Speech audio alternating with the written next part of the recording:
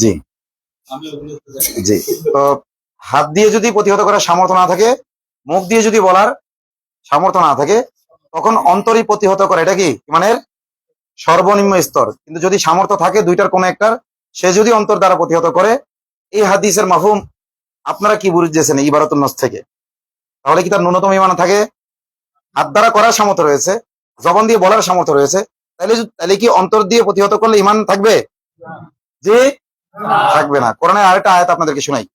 ওয়া আকসামু বিল্লাহি জাহাদা আইমানিহিম ইন্নাহুম লা মাআকুম হাবিতাত আমালুহুম। হ্যাঁ, তারপরে হাফেজ না ফাসবাহু খাসিরিন।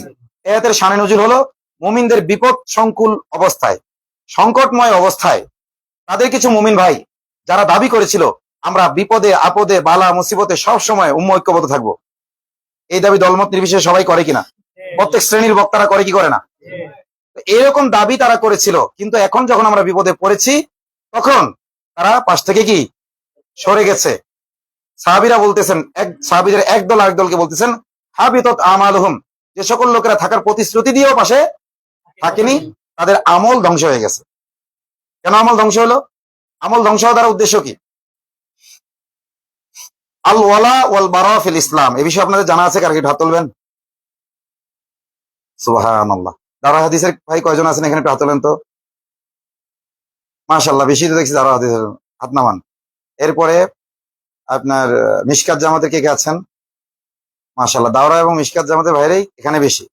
আচ্ছা, এরপরের জামাত জালালাইন, হেদায়া, হেদায়া ওয়ালাইন। জি, হেদায়া ওয়ালাইনে কারা আছেন?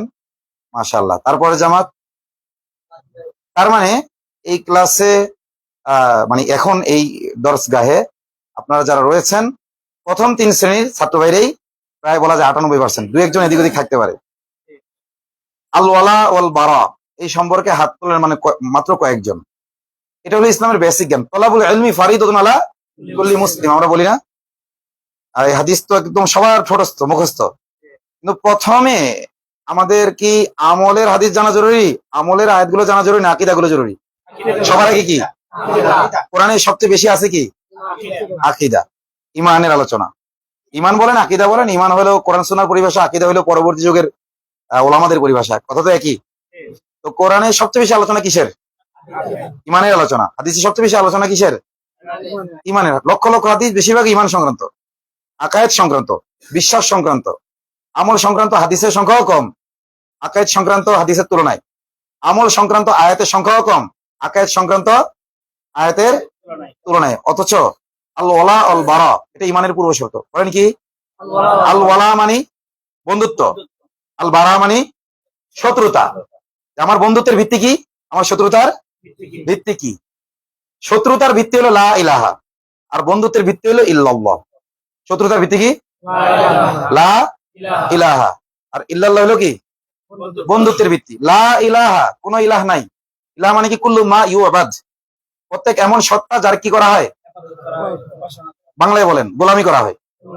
আব্দুল মানে গোলাম বা দাস, ইবাদত মানে দাসত্ব করা বা গোলামি করা। তাহলে মাহবুদ মানে কি? যার গোলামি। আপনারা বাংলায় বলবেন, আপনারা যদি বলেন আল্লাহ ছাড়া কোনো ইলাহ নাই, এর অর্থ যদি বলেন আল্লাহ ছাড়া কোনো মাহবুদ নাই, ইলাহের অর্থ করলেন মাহবুদ। তোমার বাপকে বলে যে আমার বাপ হইলো মানে আব্দুর রহিম, আব্দুর রহিমকে, আব্দুর রহিম আমার বাপ। যে লোক আব্দুর রহিমকে চেনে না তাকে আপনি অন্য কিছু দিয়ে চিনাইতে হবে, নাহলে তো দাওয়াত লাজেম আসবে। মানতে পারছেন না আপনারা? ইলাহ মানে কি? মাহবুদ। মাহবুদ মানে কি? ইলাহ। দাওয়াত লাজেম আসবে না? এই কথার কোনো ফায়দা হবে? কোনো ফায়দা হবে না। তাহলে আমাদের কি করতে হবে? ইলাহের অর্থ পিওর বাংলায় করতে হবে। সূরা ইব্রাহিমের মধ্যে আল্লাহ বলেছেন, আমার এটা আলোচ্য বিষয় না, কিন্তু এখন ওই যে গোড়া রেখে আমি আগে যেতে চাচ্ছি না। আশা করি আপনারা আমার আলোচনা পয়েন্ট ধরবেন। আমার মূল এটা আলোচ্য বিষয় না, কিন্তু আমি আপনাদেরকে যা বলবো শুধুমাত্র আমলের জজবা দিয়ে বলতে চাচ্ছি না, বিবেক খাটায় যেন আপনারা বোঝেন। জজবা বেশিক্ষণ থাকবে না, বিবেকের তাড়না থাকবে। জজবা উঠে দেবো জিহাদের আয়াত পরে, আপনাদের এটা ঝাল হয়ে যাবে কিছুক্ষণ পরে। এখন যে ঘুমাবেন, ঘুমের পরে শেষ। এখন দরজগায় যাবেন, শেষ। কিন্তু বিবেক দিয়ে যদি বুঝে নেন, আমার ভিতরে যে তাড়না তৈরি হয়েছে আপনাদের ভিতরে হবে ইনশাআল্লাহ। আল্লাহ বিবেক দিয়ে বোঝার তৌফিক দান করেন। সূরা ইব্রাহিমের মধ্যে আল্লাহ বলেছেন ওয়াইলুল লিল কাফিরিনা মিন আযাবিন শাদীদ, আর কাফেরদের জন্য রয়েছে যন্ত্রণাদায়ক শাস্তি। আল্লাযীনা ইস্তাহিব্বুনাল হায়াতাদ দুনিয়া আলাল আখিরাহ, যারা পার্থিব জীবনকে প্রাধান্য দিয়েছে পরকালের উপরে, ওয়াসুদ্দুনা আন সাবিলিল্লাহ, এবং মানুষকে আল্লাহর রাস্তায় বাধাগ্রস্ত করে, ওয়াবগুনাহা ইওয়াজা, এবং দিনের পথকে তারা বক্রভাবে উপস্থাপন করে, বক্রতা কামনা করে, বক্রভাবে দেখে। দিনের সিরাতে মুস্তাকিম সোজা পথটাকে তারা কি দেখে? বাঁকা ভাবে দেখে। উলাইকা ফি দালালিন বাঈদ, তারা রয়েছে সুদূর ভ্রান্তিতে। আমাদের সমাজের অবস্থাও কি এখন তাই না? সিরাতে মুস্তাকিমটাকে সবাই বাঁকা চোখে দেখে না? সিরাতে মুস্তাকিমে চলার পথে বাধা সৃষ্টি হয় কি হয় না? হয়। এই ক্ষেত্রে নবীদের করণীয় যা ছিল আমাদের তো করণীয় তাই। নবীদের করণীয় কি ছিল? আল্লাহ বলতেছেন, ওয়ামা আরসালনা মির রাসূলিন ইল্লা বিলিসানি কওমিহি লিয়ুবাইয়িনা লাহুম, আমি প্রত্যেক জাতির কাছে রাসূল পাঠিয়েছি ওই জাতির ভাষায় সুদক্ষ করে, যাতে রাসূল দিনকে সুস্পষ্টভাবে উপস্থাপন করেন। ওই জাতির ভাষা দিয়ে পাঠিয়েছি। যখন দিনের ক্ষেত্রে বিভ্রান্তি তৈরি হয়, কাফেররা, মুশরিকরা বা জাহেলরা যখন দিনের পথে বাধাগ্রস্ত করতে থাকে, তখন নবীদের দায়িত্ব ছিল কি? ওই জাতির ভাষায় দিনকে বোঝানো, ওই জাতির ভাষায়, আপডেট ভাষায় দিনকে কি করা? উপস্থাপন করা। যুগে যুগে কোরআন তরজমার প্রয়োজন হয়েছে কেন? ওলামা কেরাম কেন করেছেন? কারণ ভাষা কি হয়? ভাষা পরিবর্তনশীল। এক সময় আল্লাহ ছাড়া কোনো মাবুদ নেই, কথাটা মানুষ বুঝতো। কারণ কি? উর্দু, আরবি, ফার্সি প্রচলন এলাকায় বেশি ছিল। এখন কি আছে প্রচলন? এখন ইংরেজির প্রচলন, এখন পিওর বাংলার প্রচলন, শুদ্ধ বাংলার প্রচলন, তাই না? এখন আমরা কালিমার অনুবাদ করবো কি? অর্ধেক আরবি রাখবো, অর্ধেক বাংলা রাখবো। লা ইলাহা ইল্লাল্লাহ শব্দ কয়টা বলেন? 4টা। লা একটা, ইলাহা, ইল্লা, আর কি? আল্লাহ। শব্দ কয়টা? লা মানি নাই, ইলাহের অর্থ করলাম মাহবুদ, ইল্লা মানে ছাড়া, আর আল্লাহ তো প্রপার নাউন মানে আলম। আলমে তো অনুবাদ হয় না, তাই না? জাতি নাম। শাব্দিক অনুবাদ আছে কিন্তু অনুবাদ করতে হয় না, তাই না?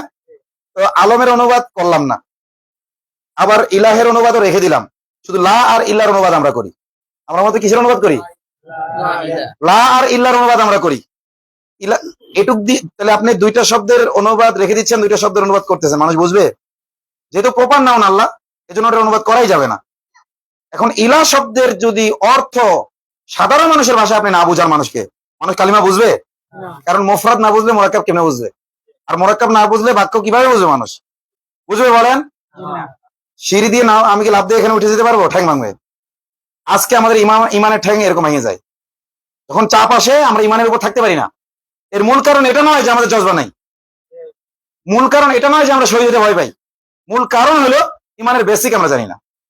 ইমানের বেসিক না জানার কারণে আমরা থাকতে পারি না, আমরা বিভ্রান্ত হয়ে যাই। আল্লাহ জানা তৌফিক দান করেন। আমি এক বক্তব্যে আমি সব বলতে পারবো না, শুধু আমার আলোচনার সাথে রিলেটেড যে ইমানের বেসিক বিষয়টুকু সেটুকু বলছি। লা ইলাহা ইল্লাল্লাহ, ইলাহ মানে কি? কুল্লুমা ইউবাদ, আল্লাহ ইয়ালাহু ইলাহাতান ওয়া উলুহিয়াতানের যে অর্থ, আবাদা ইয়াবুদু ইবাদাতানেরও কি সে একই অর্থ না? তাহলে লা ইলাহা ইল্লাল্লাহ বা লা মা'বুদা ইল্লাল্লাহ এর অর্থ হলো আল্লাহ ছাড়া আর এমন কোন সত্তা নাই যার ইবাদত করা চলে। লা মা'বুদা মানে এমন কেউ নাই যিনি ইবাদতের যোগ্য, তাই তো? ইবাদত অর্থ কি বলছি? দাসত্ব। বাংলা কি? দাসত্ব বা গোলামি। তাহলে এক কথায় বাংলা অর্থ কি হবে কালিমার? আল্লাহ ছাড়া আর কারো গোলামি করা চলবে না। কালিমার বাংলা অর্থ কি? আল্লাহ ছাড়া আর কারো গোলামি করা চলবে না। মোহাম্মদ রাসূলুল্লাহ মুহাম্মদ সাল্লাল্লাহু আলাইহি ওয়াসাল্লাম আল্লাহ তাআলার বার্তাবাহক, অর্থাৎ মোহাম্মদ সাল্লাল্লাহু আলাইহি ওয়াসাল্লামের আনিত বার্তা অনুযায়ী একমাত্র আল্লাহ তাআলার গোলামি করতে হবে। আল্লাহ ছাড়া আর কারো গোলামি করা চলবে না। আল্লাহর হুকুমের বিরুদ্ধে কেউ হুকুম দিলে সে হুকুম মানা যাবে না। আল্লাহর হুকুমের বিরুদ্ধে যারা হুকুম দেয় তারা তাগুত।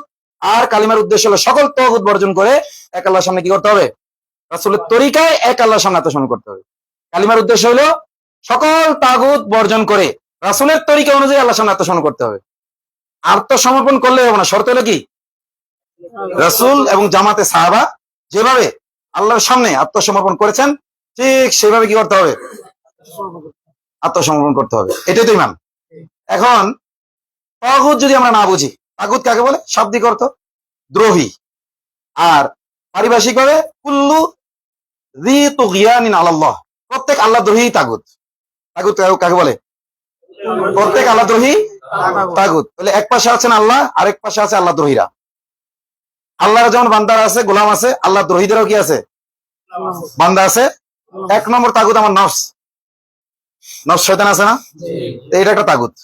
তারপরে আপনার শায়াতিনাল ইনসি ওয়াল জিন আল্লাযী ইউওয়াসউইসু ফি সুদুরিন নাস, তাহলে শয়তান জিনের মধ্যে আছে, মানুষের মধ্যেও আছে। তাহলে নফস তাগুত, মানুষ তাগুত, আর কি জিন তাগুত। মৌলিকভাবে তাগুত কয় প্রকার?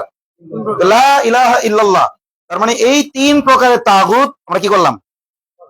বর্জন করলাম। বর্জন করে ইল্লাল্লাহ, আল্লাহর সামনে কি করলাম? আত্মসমর্পণ করলাম। এটা হলো মানে বেসিক, তাই তো? এখন তাগুত বর্জন করলে হবে না, তাগুতের অনুসারীদেরও বর্জন করতে হবে। মিল্লাতে ইব্রাহিমের মধ্যে কি আছে? ইন্না বুরাআউ মিনকুম ওয়া মিম্মা তা'বুদুনা মিন দুনিল্লাহ। আবেদ থেকেও সম্পর্ক ছিন্ন করলাম, মাবুদ থেকেও কি? তোমরা যে সকল তাগুতের দাসত্ব করো সে সকল তাগুতের সাথে সম্পর্ক ছিন্ন পরে আগে তোমার অনুসারীদের থেকে। ইন্না বুরাআউ মিনকুম, আর ঠিক আছে তো, যে আমরা তোমাদের সাথে আমাদের কোনো সম্পর্ক নাই। ওয়া মিম্মা তা'বুদুনা মিন দুনিল্লাহ, এবং আল্লাহ ছাড়া যে তাগুতদের দাসত্ব তোমরা করো সেগুলো থেকে কি করলাম? সম্পর্ক ছিন্ন করলাম। তাহলে তাগুতের সাথেও সম্পর্ক ছিন্ন করতে হবে। এবং আয়াতের ব্যাখ্যা দিয়ে আমরা জানতে পারলাম, আয়াতের মাধ্যমে জানতে পারলাম তাগুতের যারা অনুসারী আছে তাদের সাথেও কি করতে হবে? তাগুত ও তাদের অনুসারী থেকে সম্পর্ক ছিন্ন করা, এটা হলো বারা। এটা হলো কি? বারা মানে সম্পর্ক ছিন্ন। ইন্না বুরাআউ মিনকুম, বারা থেকে এটা আসছে। লা ইলাহা বলে আমি তাগুত এবং মনে থাকবে তাগুতের অনুসারীদের থেকে কি করলাম? সম্পর্ক ছিন্ন করলাম। ইল্লাল্লাহ বলে আল্লাহর সামনে আত্মসমর্পণ করেছি, এবং আল্লাহ তার রসুল এবং ওই সকল মুমিন যারা সালাত কায়েম করে যাকাত আদায় করে তাদেরকে আমি কি করেছি? বন্ধুরূপে গ্রহণ করেছি। সূরা মায়েদার মধ্যে আল্লাহ বলেছেন না, ইন্নামা ওয়ালিয়ুকুমুল্লাহু ওয়া রাসূলুহু ওয়াল্লাযীনা আমানুল্লাযীনা ইউকিমুনাস সালাতা ওয়া ইউতুনাজ যাকাতা। অর্থাৎ প্র্যাকটিসিং মুসলিমের সাথে। আসলে প্র্যাকটিসিং ছাড়া তো মুসলিম হইতেই পারে না। যে কালিমা বলে অথচ প্র্যাকটিস করে না, সেটা মুনাফিক। মুসলিম তো প্র্যাকটিসিং হবে, কিন্তু তারপরও ওই মুনাফিকরা যেহেতু মুমিন দাবি করে সেই হিসাবে আবার এটা যুক্ত করা হয়, মানে এটা আপডেট পরিভাষা। তবে এই পরিভাষার কারণে বিভ্রান্তি তৈরি হয়। আল্লাহ তাআলা আমাদেরকে সাহাবাদের পরিভাষায় চলার তৌফিক দান করেন। তবে সাহাবাদের পরিভাষা উপস্থাপন করবো যুগের ভাষায়, পরিভাষা থাকবে কাদের?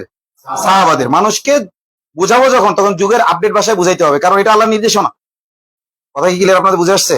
তাহলে আল বারা, লা ইলাহা বলে আমরা বারা করছি, তাগুত এবং তাগুতের সকল অনুসারীদের সাথে কি করলাম? সম্পর্ক ছিন্ন করলাম। ইল্লাল্লাহ বলে আল্লাহ, তার রসুল এবং আল্লাহর গোলাম যারা আছে, মানে আল্লাহ এবং আল্লাহর দল, আল্লাহ ওয়া হিজবুহু, আল্লাহ এবং আল্লাহর দলের সাথে আমরা কি করলাম? বন্ধুত্ব করলাম। লা ইলাহা বলে তাগুতের সাথে সম্পর্ক ছিন্ন করলাম। আর যদি তাগুতের সাথেই ছিন্ন করি তা অনুসারীদের বেল আছে? আর তাগুতের যদি না মানি অনুসারীদের বেল আছে? আমি যখন আয়নাঘরে ছিলাম, ওদের দৃষ্টিতে এক বড় তাগুত আইছে, তো সব অফিসাররা দাঁড়ায় গেছে, আয়নাঘরে যারা ছিল সব দাঁড়াইছে, আমি দাঁড়াইনি। তো আমার দিক তাকাইছে, আমি তোরে আমি তাগুতের 2 টাকার গোলাম ছাড়া কিছু তো মনে করিনি, এই জন্য দাঁড়াইনি। আমারও জিজ্ঞেস করেনি, আয়নাঘরে আমাকে জিজ্ঞেস করেনি, আমি নিজে থেকে বলছি। তো বলতেছে আপনার ভিডিও দেখছি, আমি জানি আপনি দাঁড়াবেন না, এটা নিয়ে আমার কোনো প্রশ্ন নাই। একদম স্পষ্ট সেইভাবে উত্তর দিয়েছে। তো তাগুতের সাথে যদি তাগুতকে যদি না মানি, তাগুত তোদের বস, তাহলে তাগুতের চাকরদের গোনার টাইম আছে? আমরা তো আমেরিকারই বর্জন করছি। তো বাংলাদেশে যে তাগুতরা রয়েছে, যেই মালউনরা রয়েছে, মালউনিন এই শব্দটা আমরা মনে করি হিন্দুদের জন্য, মালউনিন মুনাফিকদের জন্য আল্লাহ ব্যবহার করছেন। কোরআনে যে মালউনিনা এই শব্দ ব্যবহার কাদের জন্য? এই যে মুসলিম নামধারী যারা মালউন, যারা আমেরিকার গোলামি করে, যারা ভারতের গোলামি করে, তাহলে আমরা তো আমেরিকার সাথে সম্পর্ক ছিন্ন করছি, ভারতের সাথে সম্পর্ক ছিন্ন করছি। তাহলে আমেরিকা এবং ভারতের গোলাম যারা আছে তাদের সাথে সম্পর্ক থাকবে আমাদের? থাকলে কি আল বারা পূর্ণ হইলো? তাহলে ইমানের পূর্ব শর্ত কি করে? আগে কি করতে হবে? সম্পর্ক ছিন্ন করতে হবে। সম্পর্ক ছিন্ন করে সম্পর্ক জুড়তে হবে কাদের সাথে? আল্লাহর সাথে, রসুলের সাথে, এবং আল্লাহ তার রসুলের প্রকৃত অনুসারীদের সাথে। প্রকৃত অনুসারী ওই যে সূরা মায়েদার ওই আয়াত, ইন্নামা ওয়ালি, ইন্নামা হাসরের জন্য না, ইন্নামা অনলি, শুধুমাত্র, ওয়ালিয়ুকুমুল্লাহ তোমাদের অভিভাবক কে? তোমাদের বন্ধু কে?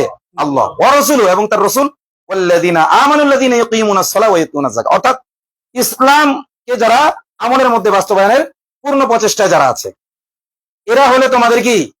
বন্ধু। তোমরা একে অপরের অভিভাবকত্ব গ্রহণ করবে, কিন্তু এছাড়া যারা আছে তার সাথে কি করতে হবে? সম্পর্ক ছিন্ন করতে হবে। সম্পর্ক ছিন্ন করার আলোচনা আরেকদিন। আজকে সম্পর্ক জুড়ে রাখার কথা বলি। তাহলে মুমিনদের সাথে সম্পর্ক জুড়ে রাখার কথা। একটা প্রবাদ আছে, a friend in need is a friend indeed. অসময়ের বন্ধু প্রকৃত বন্ধু, নাকি? সুসময়ে অনেকে বন্ধু বটে হয়, অসময়ে হায় হায় কেউ কারণ হয়। প্রবাদ আছে না নাই? ধরেন আওয়ামী লীগ যদি আবার ফিরে আসে, আমরা তো ফিরে আসতে দেবো না ইনশাল্লাহ, কিন্তু যদি ফিরে আসে তাহলে এই মুহূর্তে যারা নির্যাতিত হচ্ছে, ঝটিকা মিছিল বের করতেছে, এরা মানে নিজেদেরকে পিওর আওয়ামী লীগ দাবি করবে না? আর যারা বিএনপিতে ঢুকছে, যারা উপদেষ্টা হয়েছে, ওদের আওয়ামী লীগ ফিরে আসলে ওরা বলাবে কি বলাবে না? কেন বলাবে? কারণ কি? অসময়ে পরীক্ষা হয়ে যায় যে কারা প্রকৃত আওয়ামী লীগ। আবার বিএনপির দুঃসময়ে কারা প্রকৃত বিএনপি, এটা কি হয়েছে?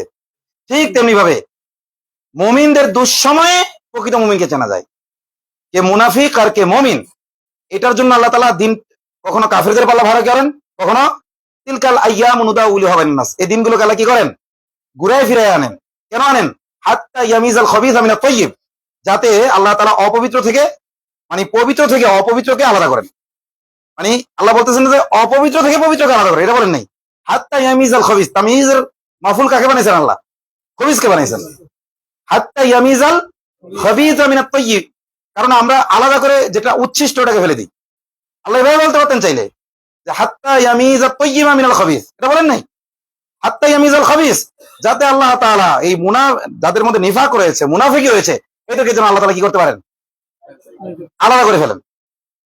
এই পরিস্থিতি আল্লাহ সৃষ্টি করবেন কিয়ামতের পূর্ব মুহূর্তে। এটা রাসূল বলেছেন ফুসতাতু ঈমানিল্লাহ নিফাকুহু ফি, একটা জামাত হবে মুমিনদের জামাত, যাদের অন্তরে বিন্দু পরিমাণে মুনাফিকি থাকবে না। অফুসতাতু নিফাকিল্লাহ ঈমানা ফি, আরেকটা হবে মুনাফিকদের জামাত, যাদের অন্তরে বিন্দু পরিমাণে ঈমান।